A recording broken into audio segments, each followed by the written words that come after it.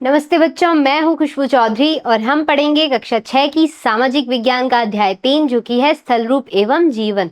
और आज हम करेंगे अभ्यास प्रश्नों को हल।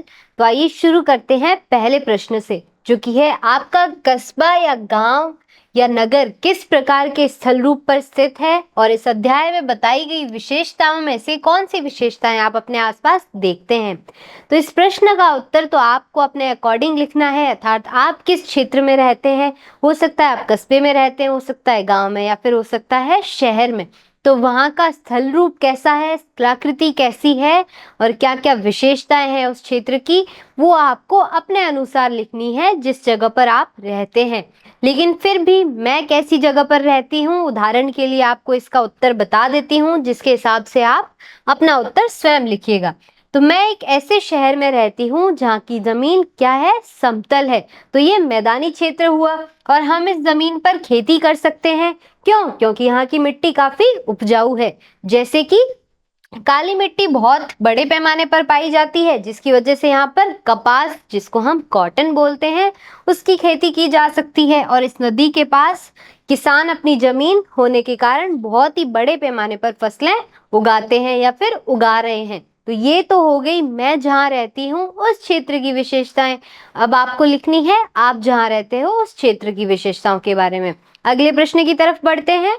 आइए छोटा नागपुर से प्रयागराज और अल्मोड़ा की हमारी आरंभिक यात्रा पर चलें। आपकी किताब के अंदर ये यात्रा दी गई है। इस मार्ग में आने वाले 3 स्थल रूपों के बारे में बताइए। तो इस यात्रा के दौरान आपको कौन कौन से स्थल रूप दिखाई देंगे? हमने कौन कौन से स्थल रूपों की बात की थी? पहाड़ी, मैदानी, पठारी और एक और मरुस्थल के बारे में बात की थी। तो अब इस यात्रा के अंदर आपको किस प्रकार के स्थल रूप दिखाई देंगे, इसको आपको लिखना है। तो छोटा नागपुर पठार पूर्वी भारत में स्थित एक पठार है जो कि झारखंड के अधिकांश भाग में फैला हुआ है और छत्तीसगढ़, उड़ीसा और पश्चिम बंगाल, बिहार आदि में भी फैला हुआ है। तो इन समीपवर्ती भागों को कवर करता है छोटा नागपुर पठार। तो ये क्या हो गया? पठार एक स्थल रूप है। दूसरा, प्रयागराज भारत के सबसे प्राचीन और पवित्र शहरों में से एक है जो गंगा नदी के मैदानों पर स्थित है। तो यहाँ पर कौन सा स्थल रूप हुआ? मैदान। और दूसरा, नदी जो कि क्या है, मैदान में ही पाई जाती है, ये भी एक मैदानी स्थल रूप का हिस्सा है। और ये क्या है? 3 नदियों के संगम के लिए माना जाता है। तो प्रयागराज के अंदर 3 नदियों का संगम स्थल है। तो ये 3 प्रकार के आपके स्थल रूप हो गए, जिसमें मैदान, पठारी क्षेत्र और नदी आ गए। और यहाँ पर छोटे मोटे पहाड़ भी दिखाई देते हैं। तो ये सारी स्थल रूप आपको लिखने हैं कि इस यात्रा के दौरान, जो कि प्रयागराज से अल्मोड़ा की यात्रा है, इस यात्रा के दौरान आपको कौन कौन से स्थल रूप दिखाई दिए उसके बारे में लिखना है और वहाँ की विशेषता के बारे में लिखना है। ये आप सेम भी लिख सकते हैं या फिर अपने अनुसार भी लिख सकते हैं। अगले प्रश्न की ओर बढ़ते हैं। भारत के कुछ प्रसिद्ध तीर्थ स्थलों की सूची बनाइए और ये भी लिखिए कि वो स्थल रूप जो है वो कौन से स्थल रूप के अंतर्गत आते हैं, या वो पर्यटन स्थल कौन से स्थल रूप के अंतर्गत आते हैं। तो भारत में तो कई सारे पर्यटन स्थल है, पर्वतीय क्षेत्रों में भी है, मैदानी क्षेत्र में भी है। मैदानी क्षेत्र की बात करें तो आगरा, दिल्ली, जयपुर, मथुरा, वृंदावन आदि। और पर्वतीय क्षेत्रों के अंदर भी जैसे कि हिमालय पर्वत या फिर शिमला के जो हिमालय है, शिमला के जो पहाड़ियां हैं, तो वो सारी क्या है? पर्यटन स्थल है। तो भारत के कुछ प्रमुख तीर्थ स्थल कौन कौन से हैं? ऋषिकेश, मथुरा, हरिद्वार, द्वारका, वाराणसी, तिरुपति, अमृतसर, नासिक, कन्याकुमारी, कोल्हापुर, रामेश्वरम, शिरडी, पुरी जैसे प्राचीन और पूजनीय स्थल शामिल है। कोशिश करिएगा जितने ज्यादा आपको नाम याद रहे उतने ज्यादा नाम लिखिएगा ताकि आपका उत्तर और भी ज्यादा अच्छा हो। तो ये जितने भी प्राचीन स्थल है भारत के, इनमें से अगर हम किसी एक की बात करें, जैसे कि हरिद्वार, हरिद्वार की भू आकृति कैसी है या कैसा स्थल रूप हमें वहां दिखाई देता है? तो ये पहाड़ों, पहाड़ियों, नदियों से घिरा हुआ है। ऊंचे पेड़ इसकी असली खूबसूरती है। जैसा कि हमने पहले बात की थी कि पहाड़ी क्षेत्रों के अंदर हमें कैसे पेड़ दिखाई देते हैं? कोनिकल अर्थात शंकुधारी वृक्ष दिखाई देते हैं। तो यहाँ पर भी जो पेड़ पाए जाते हैं वो ऊंचे होते हैं। और मौसम यहाँ का कैसा होगा? काफी ठंडा होगा। जैसा कि मैंने बात की थी कि पर्वतीय क्षेत्रों में ठंडक ज्यादा होती है। यहाँ पवित्र नदी बह रही है जो कि है गंगा नदी। और लोग यहाँ आते हैं ताकि वो अपने पापों से छुटकारा पाए। कैसे? वहां पर स्नान करके या फिर नहा के। तो इस नदी के अंदर डुबकी लगा के लोगों को लगता है कि उनके सारे पाप धुल जाएंगे। तो ये क्या हुआ? एक पवित्र स्थल है जो कि हरिद्वार है। और इस क्षेत्र की ये सारी विशेषताएं हैं कि यहाँ पर क्या क्या देखा जा सकता है। अगले प्रश्न की ओर बढ़े तो सही या गलत बताना है आपको इस प्रश्न के अंदर, जिसमें सबसे पहला स्टेटमेंट है हिमालय गोल शिखरों वाली नवीन पर्वत श्रृंखला है। जब हमने नए और पुराने पर्वतों की बात की थी तो नए पर्वत क्या होते हैं? ऊंची चोटियों वाले होते हैं, जबकि पुराने पर्वत अपरदन के कारण उनका शीर्ष कैसा होता है? गोलाकार होता है। तो ये स्टेटमेंट सही है क्या कि हिमालय जो है वो गोल शिखरों वाली नवीन पर्वत श्रृंखला है? अगर ये नवीन है तो इसके शिखर कैसे होंगे? ऊंची चोटियां होंगी। तो ये कथन असत्य है। क्यों? क्योंकि हिमालय ऐसी पर्वत श्रृंखला है जहां पर ऊंची ऊंची चोटियां हमें दिखाई देती है, जैसे कि माउंट एवरेस्ट जो कि विश्व की सबसे ऊंची चोटी है, दूसरा कंचनजंगा जो कि भारत की सबसे ऊंची चोटी है। अगले प्रश्न की ओर बढ़ते हैं। पठार प्राय एक ओर से उठे हुए होते हैं। हमने जब बात की थी पठार की तो मैंने बताया था वो जमीन से या फिर समुद्र तल से कुछ 100 मीटर या कुछ 1000 मीटर ऊंचे तो होते हैं, लेकिन ये ऊपर से कैसे होते हैं? समतल होते हैं, जिसको हम फ्लैट टेबल लैंड भी बोलते हैं, जो कि खनिजों का भंडार होते हैं। तो ये जो पठार है क्या ये एक ओर से उठे हुए हैं? तो ऐसा तो नहीं है। ये जो पठार है ये उठे हुए हैं और ऊपर से कैसे है? समतल है। एक ओर से उठे हुए ऐसा कोई जिक्र नहीं है, इसलिए ये कथन भी क्या है? असत्य है। अगले स्टेटमेंट की ओर बढ़ते हैं। पर्वत और पहाड़ियां एक ही प्रकार के स्थल रूप है। तो विभिन्न प्रकार के स्थल रूप याद कीजिए। पर्वत, पहाड़ी, पठार, नदी, ये क्या है? सारे स्थल रूप है। तो ये जो पर्वत और पहाड़ियां हैं क्या ये सेम है? जस्ट अभी मैंने बताया नए और पुराने पर्वत श्रृंखलाओं के बारे में। तो पर्वत जो होते हैं वो ऊंची चोटियों वाले होते हैं, पहाड़ियों के क्या होते हैं? शीर्ष शिखर होते हैं। तो ये क्या हुए? अलग अलग हुए, लेकिन ये है क्या? एक ही स्थल रूप है, जो कि समय के साथ इनमें बदलाव आया। जैसे ये कई लाख वर्ष पुराने जरूर है, पर हिमालय पर्वत नए पर्वत श्रृंखला जाती है। मानी जाती क्या? वो है ही एक नई पर्वत श्रृंखला। और अरावली जिसका हमने उदाहरण दिया था, जो कि अरावली पर्वत श्रृंखला है, राजस्थान में स्थित है, उसके शिखर कैसे हैं? गोल है। तो ये दिखने में चाहे थोड़ी बहुत अलग हो, लेकिन ये एक ही स्थल रूप है। क्यों? क्योंकि समय के साथ इनमें थोड़ा बहुत बदलाव आया। किसकी वजह से? अपरदन की वजह से। तो ये कथन क्या है? सत्य है। अगले स्टेटमेंट की ओर बढ़ते हैं। भारत में पर्वत, पठार और नदियों में से एक ही प्रकार के वनस्पति और प्राणी जगत पाए जाते हैं। तो स्थल रूप जितने भी हैं उन सब के अंदर हमें अलग अलग प्रकार की, भिन्न भिन्न प्रकार की पेड़ पौधों की और जीव जंतुओं की प्रजातियां दिखाई देती है। इसलिए ये स्टेटमेंट क्या है? गलत है। क्यों?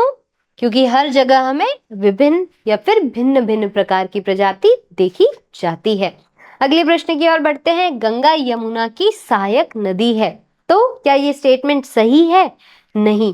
क्यों? क्योंकि गंगा यमुना की सहायक नदी नहीं है, यमुना गंगा की सहायक नदी है। इसलिए ये स्टेटमेंट क्या है? असत्य है। सहायक नदी क्या होती है? जो अपना पानी किसी नदी के अंदर लाके बहाती है। तो यमुना किसकी सहायक नदी है? गंगा की। मरुस्थल का वनस्पति जगत और प्राणी जगत विलक्षण होता है। विलक्षण का मतलब है कि अलग होता है, यूनिक होता है।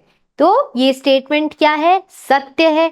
क्यों? क्योंकि मरुस्थल के अंदर हमें जितनी भी प्रजातियां दिखाई देगी, चाहे वो पेड़ पौधों की हो या जीव जंतुओं की हो, वो ऐसी प्रजातियां होगी जो बहुत ही कम पानी में भी जिंदा रह सकती है और अपना गुजारा कर सकती है। अगले प्रश्न की ओर बढ़ते हैं। हिम के पिघलने से नदियों में जल आता है। तो ग्रीष्म काल के अंदर, ग्रीष्म ऋतु के अंदर क्या होता है? पहाड़ है, इन सब पे हिम जमी हुई है, लेकिन नीचे का जो क्षेत्र है यहाँ का पानी पिघलकर नदियों में बह जाता है।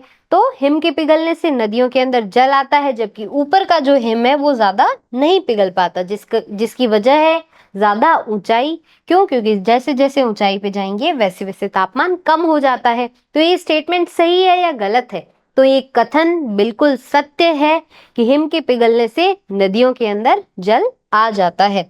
तो क्या हुआ इसका उत्तर? सत्य है। अगले प्रश्न की ओर बढ़ते हैं। मैदानों में नदियों द्वारा एकत्र किए गए तलछट भूमि को उपजाऊ बनाते हैं।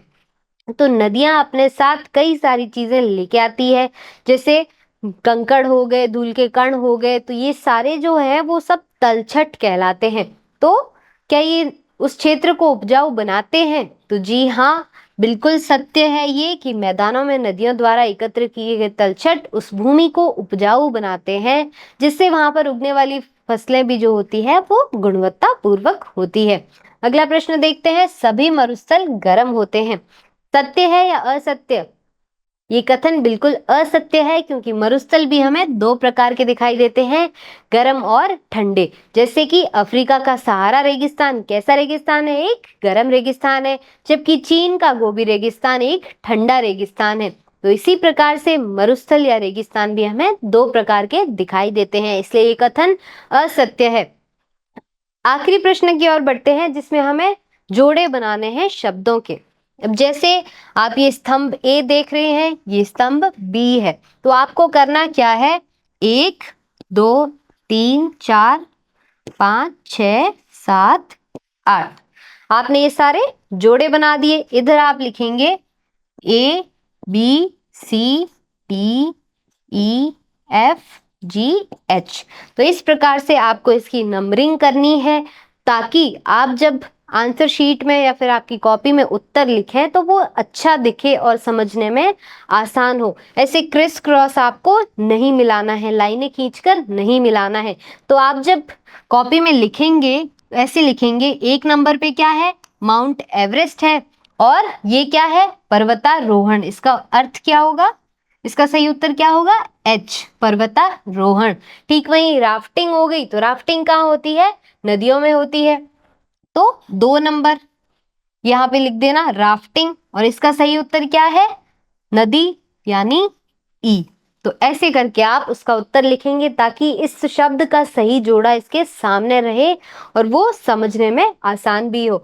तो इसका उत्तर क्या होगा? माउंट एवरेस्ट क्या है? पर्वतारोहण। तो इसका यहाँ पर आप 1 लिख देंगे। दूसरा, राफ्टिंग कहाँ होती है? नदी, तो यहाँ पर 2 हो जाएगा। ऊंट कहाँ दिखाई देते हैं हमें? मरुस्थल में। क्यों? क्योंकि ऊंट बिना पानी के कई दिन तक जिंदा रह सकते हैं।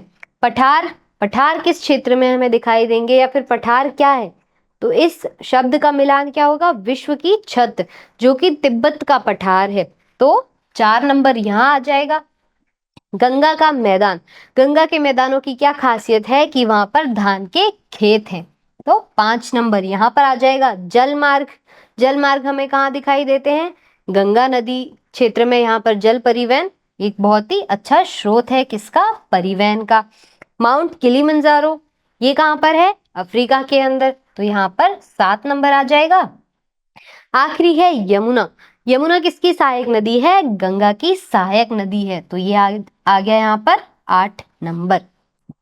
तो इस प्रकार से ये इन शब्दों के सही जोड़े हो गए कि माउंट एवरेस्ट पर्वतारोहण के लिए फेमस है, राफ्टिंग कहाँ होती है? नदी में होती है। ऊंट कहाँ दिखाई देते हैं? मरुस्थलीय क्षेत्र में। पठार, जिसको विश्व की छत बोला जाता है।